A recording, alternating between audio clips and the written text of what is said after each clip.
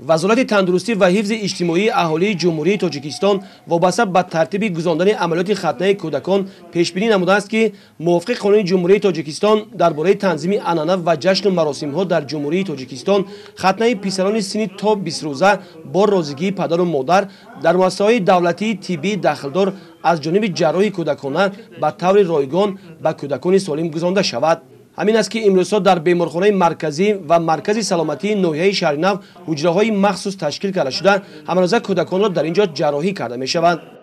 امین استوی کسبی در خانه عملیات ختنه میگذراندن پسر بچه‌مون رو حاضر باشد در مؤسسه‌مون با پورگی گذرانده استودیم چون که در همون خانه میگذراندن استوی کسبی حالتی همون سانیتری خانه خانمانبند نبود یا برای همه این آورده رسون برای بسیار نمودن یا زیاد شدنی سرایت‌یابی همون کودکان آورده رسونده است. طبق سیاد در مؤسسه‌های دهه‌های دوردست ناحیه‌مون مرکزهای سلامتی دهاتی اتاق ختنه تشکیل کرده شده است که عین زمان باشد ما پای در پای رفته عملیات ختنه گذرانده استودیم. در جماعت‌های ناحیه شهری نو در 4 جماعت تشکیل کرده شده است. این زمان اتاق ختنه که در اونجا متخصصا پیش بینی شده‌اند که برای گذراندن ختنه آماده هستند. همچنین طبیبان اطلاع می‌دهند که در بیمارخانه منطقوی و مرکزهای سلامتی دهات نیز حجره ختنه را جوابگو به طلبات امروزه مجهز گردانده تا امروز ختنه نزدیک به 400 نفر کودکان را طریق رایگان گذراندند.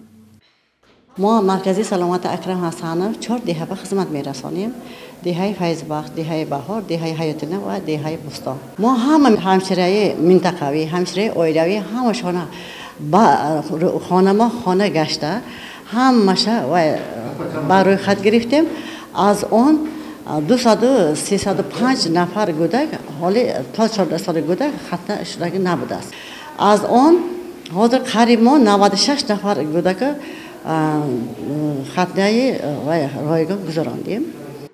از سبب نادرست عملی نمودن ختنه در کودکان بیماری‌های گوناگون پیدا گردیده ناسالم به وای می‌رسند که باعث نگرانی گردیده است.